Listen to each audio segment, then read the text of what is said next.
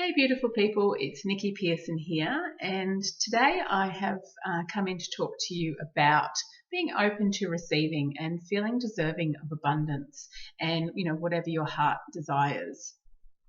And when I talk about this, a saying comes to mind, and it's better to give than receive. And I kind of doesn't really sit well with me. So I'd like to put a question mark there. And, I don't mean any offense to anybody that may believe in this saying or live their life by this saying. But it just doesn't sit well with me because it kind of insinuates that, maybe that being the giver is better than being the receiver. But if someone's giving, then someone has to be receiving, don't they? And so if it has that connotation of the giver being better, then to me that kind of feels like a power play, and that the giver has control and has the power. And it just, the whole thing doesn't sit well with me. And don't get me wrong, I'm all about giving. I love giving my time to family and friends, giving gifts, giving compliments and praise. But also I feel okay about receiving. And I'm deserving of compliments and praise, of other people's time or gifts, if they so choose to give them. But, I also reflect on how I used to respond to those acts of kindness. And I used to say an automatic no thank you to everything, and would dismiss compliments at every turn. So I'd like to ask you, are you a serial giver? Do you love giving time and gifts and praise or compliments to those around you and never think twice about giving because, it's something that you love doing? But how do you feel about receiving? Sit with that for a moment. And before you jump in and say, I'm fine with receiving, sit with it for a bit and think about how you accept compliments, for example. How do you respond when someone gives you a gift for no reason? How do you respond when someone offers you help? How do you accept kindness? Have a think about this, and maybe even get your journal out and see what comes up in response to those questions. Do you counter compliments by listing all your faults? Do you respond to a gift with, oh, no, you shouldn't have? Or do you then feel like you have to buy them something in return, or that you owe them something for it? Do you immediately dismiss someone's offer of help with a no thank you, I'm fine, without actually giving it any thought to what your needs or wants are in that moment? So consider those things, and consider that if giving is an act of soul kindness, then isn't receiving also an act of soul kindness?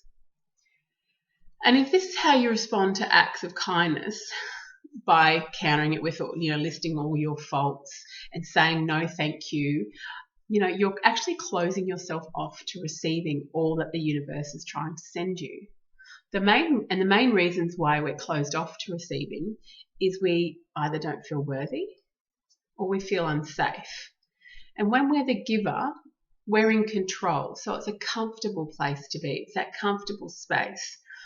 But when we're receiving, it involves a level of vulnerability, and we have to open ourselves up, and we could potentially feel like we're giving over control. And the not feeling worthy is just that. And so it makes you feel uncomfortable, or, it's no surprise that your inner critic is quick to jump in those moments and remind you of how much you don't deserve these things. You don't deserve these acts of kindness. But what if I told you that giving and receiving are basically the same? When done with the right intention, they both come from the heart. They both come from love. And when you're open to receiving, it creates an equilibrium in your vibrational frequency. Giving and receiving creates a balance in your energy, and it attracts more of the good stuff that you want in your life. And the wonderful thing about this is that you can actually make some small changes to be more open to receiving and releasing those beliefs that come from a lack or a feeling of unworthiness. And when you make these changes, you actually feel open to receiving because you feel like you deserve it. So before I go ahead and share some of my tips to rewire those thought patterns, I thought it might be a good idea, maybe to delve a little bit deeper into what's going on for you and maybe journal on a few things so you can explore them so that you can go ahead and then make some changes. So I've just got a couple of journaling prompts here for you. There's 4 of them, and I'll just list them out and you can write them down. Why do you love giving? What is your fear of receiving? How do you feel when you receive? What do you deserve? So exploring those questions may give you a deeper insight into where this lack mindset or feelings of unworthiness are coming from, and whether or not the act of giving is coming from a selfless or a selfish place.